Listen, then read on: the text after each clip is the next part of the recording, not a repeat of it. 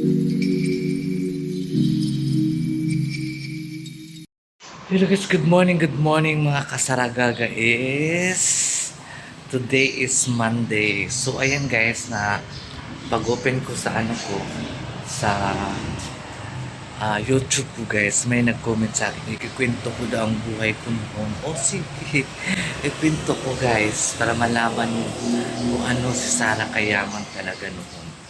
Hanggang ngayon, sobrang yaman. Yaman sa pagmamahal ng isang magulang. Ayun. Hindi mayaman sa pera. Mayaman po sa pagmamahal at pag-aaruga. Kung paano kami marunong rumispeto sa kapwa-tao namin. Diba? So, ayan yan talagang very important na marunong ka makisama.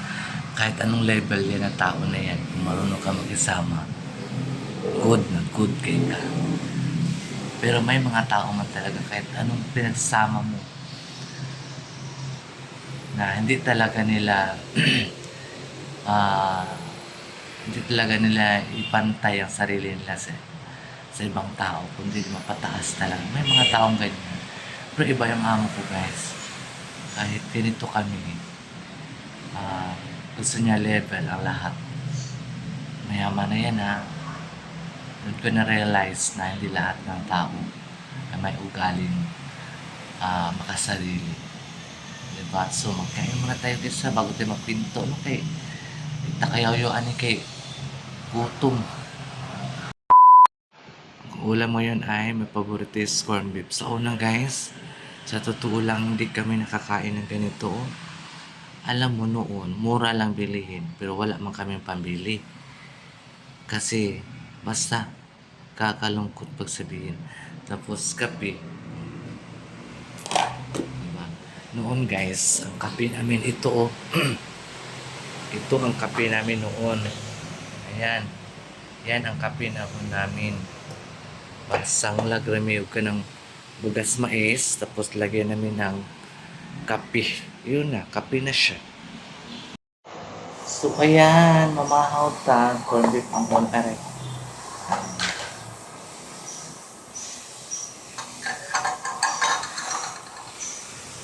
Tanggalin itong ngipon kayo. Wala lamig mukha ko ng guys. So, ganun.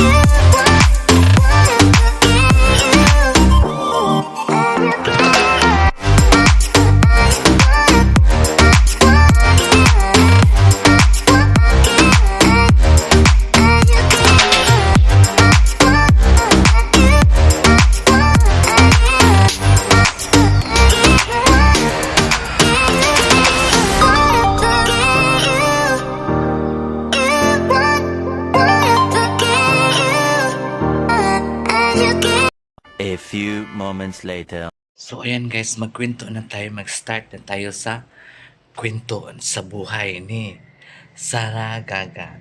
So ayan guys, noon talaga, noon guys, ang hanap buhay talaga ng mga magulang ko, yung papa ko kasi ay pilot, yung mother ko is farming. Ano ba yung pilot? I am proud na ganyan ang mga work, ang mga job ng aking mga parent dahil napagtapos kami ng high school. Ang hirap kayo makapagtapos kayo ng high school noon, di ba? Kahit mura ang mabili noon, pero hindi ka man basta-basta makakita ng pera kung hindi mo talagang paghirapan, di ba? Mura nga doon ang bilihin noon, pero mahirapan ka na maghanap ng pera kung wala ka talagang mga tanim-tanim ng mga gulay, mga mais. So, ito na, start na tayo. Noon, kasi yung mama ko at papa ko, ano yan sila guys, yung mama ko guys, kasi noon, malaking lupa yan. May malaking lupa talaga yan sila mama. Doon sa Manat, Davao de Oro, sa Manat papuntang Maragusan. Doon malaki ang ano naman, nila mama doon. Malaki ang maisan nila doon kasi malaki may ektarya doong lupa nila. Ngayon, ito kasi yung papa ko guys, ay mother. Kung saan yung mama niya, andun din siya. So, siyempre, yung mama ko, siyempre, magsama din niya kung saan yung bana niya. So, nagsama siya. Ngayon ang nangyari, nawala na yung lupa namin doon kasi iniwanan man nila. Ang nakatira na doon ay mga katutubong Mansaka. Mansaka kasi yung tribe doon guys sa Manat. Ang nakatira kasi doon guys sa lupa namin kasi doon pwede man noon magkagawa ng lupa. So yung lupa namin iniwanan ng mga magulang namin doon, inagaw na ng mga katutubong Mansaka. Alam mo kasi guys, ang daming kwento lang ng mama ko kasi wala pa man ako noon. Doon naman talaga ako pinanganak sa Davao Oriental. So, sabi ng mama ko, ang dami daw namin mais noon. Gibayloan lang og mga kanang mga ulam, mga inununa na isda. Kambyuan lang ang mais. Okay naman sa una. Karon wala na may magpakambyo guys. Dahil sa kahirapan ng buhay ngayon. Noon, mo lang i-change, papalitan mo lang ng bigas yung isda na kuha. Ayun, yung mama ko kasi dati, nagbibintayan siya ng paksiw na isda. Benta niya, alok niya sa bahay-bahay para lang kami makakain ng 3 beses sa isang araw. Ganyan yung mama ko kasipag noon guys. Hanggang ngayon, masipag pa rin kahit 83 na siya. Hindi talaga siya mapakali pag wala siyang ginagawa. A few moments later. So ayan mga kasaragaga, maniod to na naman ta. Sige na naman tayo kahon. Pero natapos na rin natin ang mga ginagawa natin dito sa bahay. And then magkain kasi hindi ka magkain na po, patay ka. Sarap na ulam namin guys. Ginataang talapia. Alam mo kung bakit sino nagluto niyan? Gusto ko yung amo naming Pogi Points. Si Sir Jewel ang nagluto niyan guys. Sarap niyan. Kasi nilutuan niya si Madam ng ginataang talapia. O diba? So magkwento ako sa inyo guys. Kahapon nagpunta kami doon sa Duhali sa casa ni Madam Tucci. Kasi kami doon, bumili kami ng bigas kasi ang bigas doon guys mura lang. Mura ang bilihin doon. Dito mahal na, basta mahal dito ang bigas. Doon bumili kami, ito yung kinakain namin ni bigas. Bumili si Madam doon. And then guys, sus ko, sa Duhali lang kami ha. Alam mo kung saan kami kumain kagabi? Doon kami kumain sa Tagum. Yung mga barbecue doon sa Tagum ba, yung midnight, mga luto-luto doon sa Tagum. Doon kami kumain. So doon sa ano ba dating City Hall. Doon ang dami kasi mga pagkain doon guys. May suki si Madam doon na talagang kinakainan namin ng mga Bisayang manok. Lechon na Bisayang manok. Inihaw na manok ng Bisaya. May mga ano din barbecue nga manok Bisaya guys. Sus ko, ang sarap. Sarap talaga. 2,000 years later. So ayan guys, maniot to ta. Ayan, ang ulam ko. Konti lang kanin ko guys kasi busog pa man ako. Magkain lang ako guys para maglikay ta sa sakit ko. Sus ko, ang hirap kaya magkasakit guys. Diba? Mamaya na ako magkwento ulit ha, kay ang kain man tayo, bawal man yan magkwentuhan ka nagkain ka, diba? Ano natin ngayon, magkain muna tayo.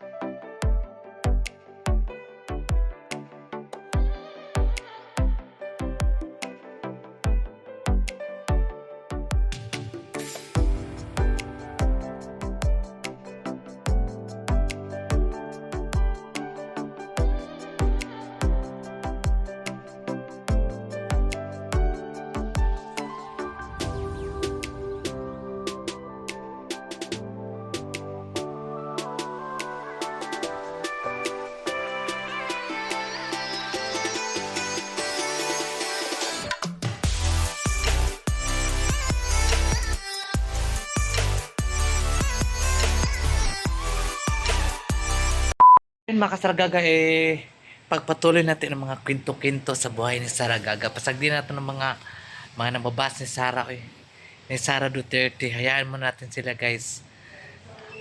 Soon, yung sinasabi ko na si Mother ay, yun nga, napaka ano ni Mother,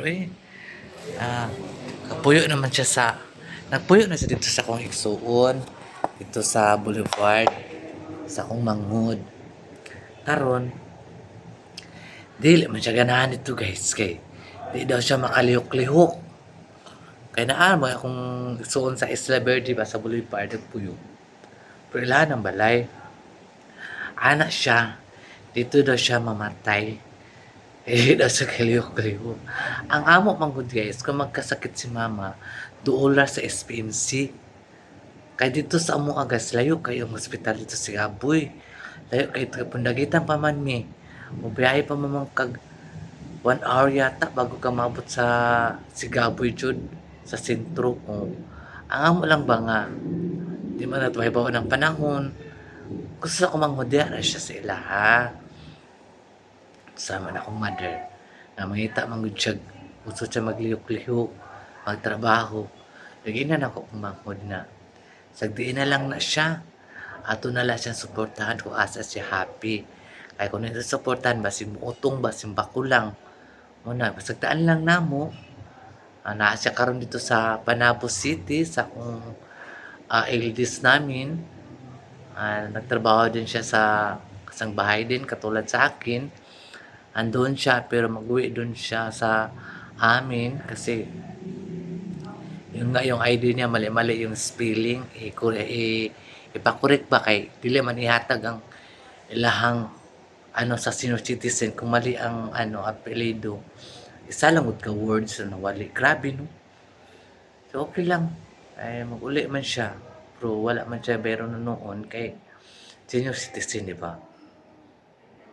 Yun lang nga kasi ang gusto ng kapatid ko na malapit lang sa hospital. Pwede man siya kay gusto lagi daw niya magliyok-liyok kay dito magud sa mga sa bukid guys. Nakaliyok-liyok na siya. Mangguna na siya. Ang katuiyang nagkuha na siya guys, nag boarding house na akong mama ha. Kaya di sa gusto mo ito sa akong igsoon na babae, kay kini lagi ang mga bana po lagi guys mahubog, magyaw-yaw, mga hubog ang ilang bana. Di ganan ako mamagsamo. Gusto siyang puyo do sa isa. So, akong auntie dito, side sa akong papa, ay nagpa-boarding house, man so kikuhaan na mag-isa ka kwarto. Kikuhaan mo sa kwarto, gipalitan na mo gasol, palitan na mo ka na para iyaha lang jud. So, happy naman siya. Wala gyud muli siya kay problema siya. Ay wala na tao dito yung kwarto. So, naranay mo. Basta kami nagsuporta gapin mi sa iyaha. Inanaamong mama guys. Yung uli good siya dito sa pundagitan sa mga lugar. 2,000 years later. Balik na naman ta sa ako ang story. So karon kay sa una lagi ani akong papa kuyog baboy sa iyang mama. Siyempre akong mama naman pod na kuyog baboy pod sa iyang bana kung asa iyang akong papa tunga pod siya. Intahan mo lagi na ilang kabtangan o ilang mga ari-arian na mamiyuta sa una. Kaya lagi nang sige lagi kumunuban sa mga ginikanan ang to na biyaan na to mga wala na gi kuan na gi squat na sa mga katutubo doon. Wala na tayong magawa. Wala na, di ba? Dugay naman po to siya. So karon naabot namin dito sa Punagitan, uso man dito magbantay o kuprasan. Nagbantay mi og kuprasan, wala pa nagi ambot gi anak na ba ko? Wala ko kabalo gi anak na ba ko anang nagbantay mi kupras. So nagbantay mi kupras, Tarsira, 60 uh, 60-40 man yata o 60-30 ana ang bahin sa kupras. So amo apang bugas, muutang mi dito sa mutanganan. Amo apang bayad. So karon grabe ang sakripisyo sa una. Uy, mangupras, mamunton, kakapoy kay guys. Nakaya nako tungod sa atmong tungod lagi sa kalisod sa panahon. Gusto ta mi eskwela, gusto ta mo tabang sa atong mama, papa. Mo na karon siguro karon gipahawa mi to sa amo ang gibantayan nga lubi. Gipahawa mi guys. Pila na edad sa akong manghod. Wala jud mi tagay isa ka luna. Kaya akong mama dili mo sugot og samok. Wala mi tagay luna sa tag-iya. Sa kalubinag sa yuta nga na kamamo ang gibantayan nga hinlo kayo dagang kay bunga ang lubi. So ambot asa na ron gibutang sa Ginoo ang tag-iya, murag namatay naman siguro. Murag nagkabagabaan. Nagkabagabaan na namatay na siguro. So lahi ang gipabantay. So karon na problema na pud mi asa mi mapuyo.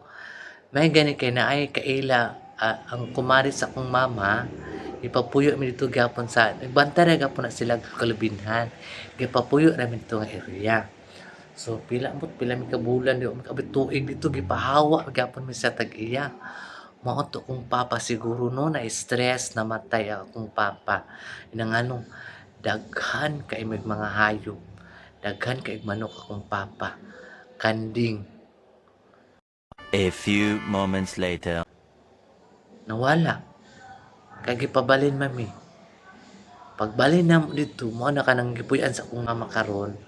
Diha namin nagpuyo sa among paryente.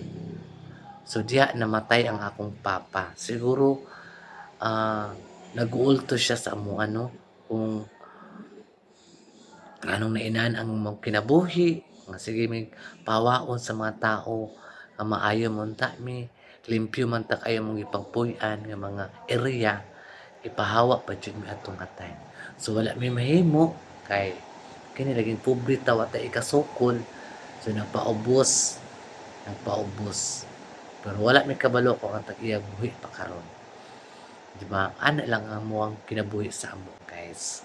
Muna kami na ni kamot si mi nga makahuman mi high school. So gusto ko man magtrabaho og balay, so nagtrabaho ko diri ila man nagtutsi ala Sir Joga. Mo na pud akong life. And grabe ang mga kaagi na ko sa una high school pa. Kabalo pa mo sa una nga like, nagbaktas ko, baktason na ako nagikan sa mong balay pa doon sa eskwelahan. Muli pa dyan pa niyo ito nga mabaktas kay gusto lagi ko mukhaon og init nga kanon og sabaw nga gulay. So pagkaot tumugon na guys, akong mama nagagulay. Gusto niya paguli na ako, init pa, nag-aso-aso pa ang sabaw. Manang uli jud ko mo tubala ko sa kainit.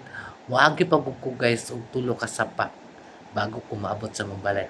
Pag abot sa mong balay, imo na ikatulong nga sapa. Ambak-ambak pa jud ko. Manang dili ko ganahan magsapatos. Manang malipek ko sa una guys pag magbaha.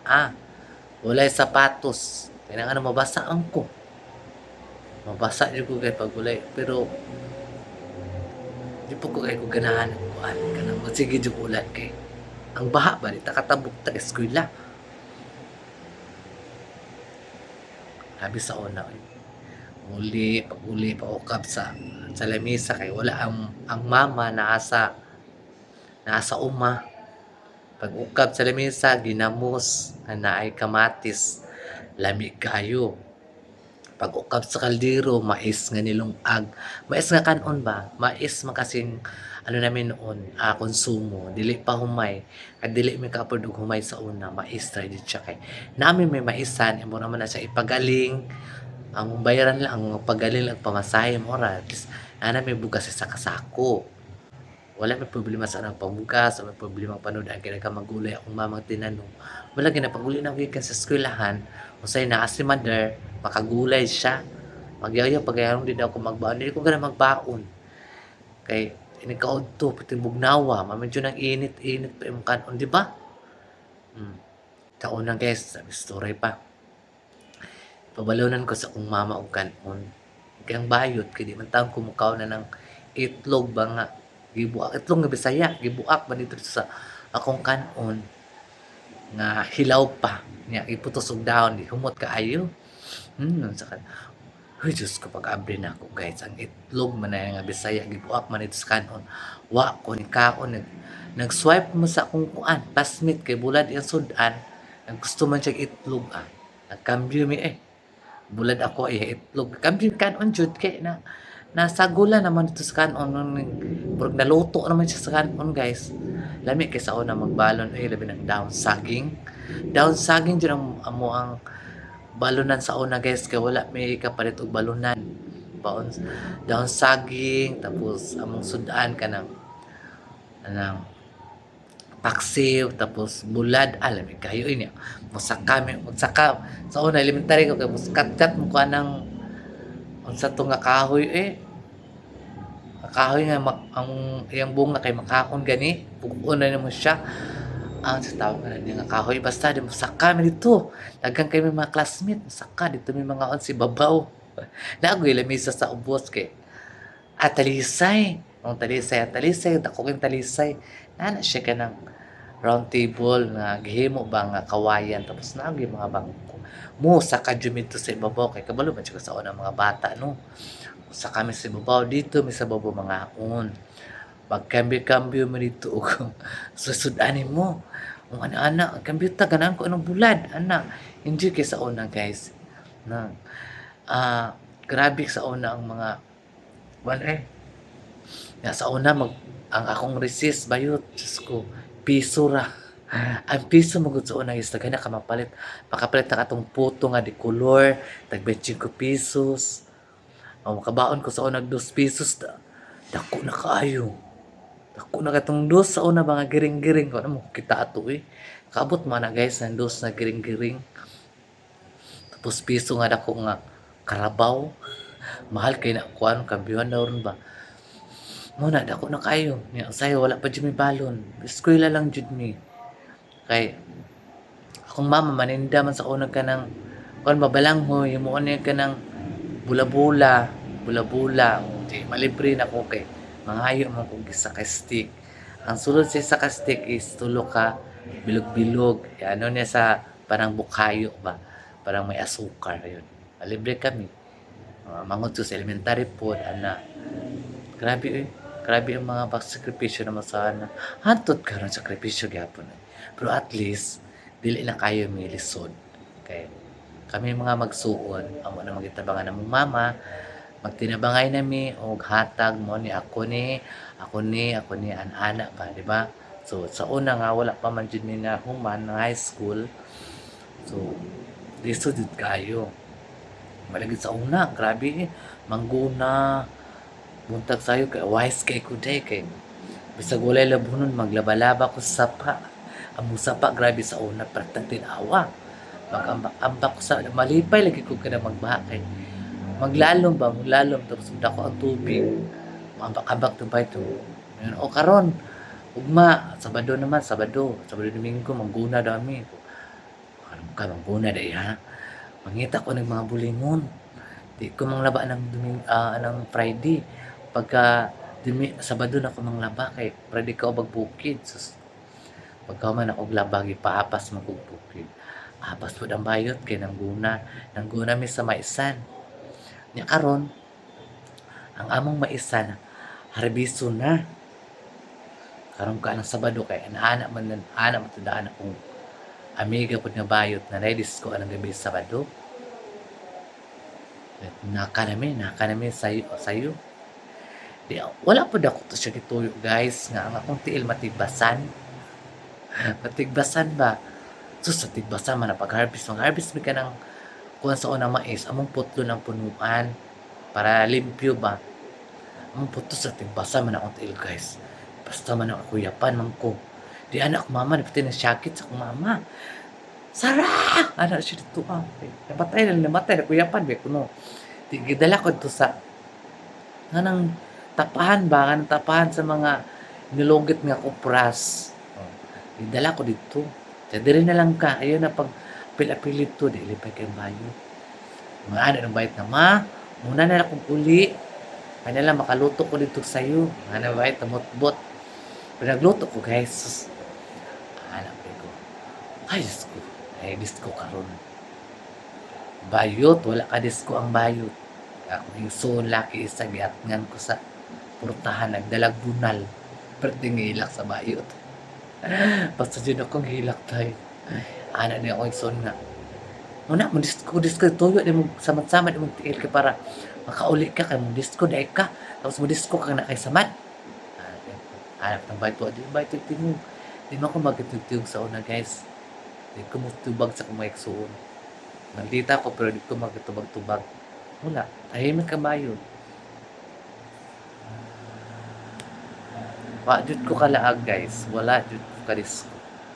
Pagkaugma, nanimba na lang mi. Kay usama po ko sa amuha dito sa amuang chapel. Usama po ka lektor. Tigbasa ng Bible.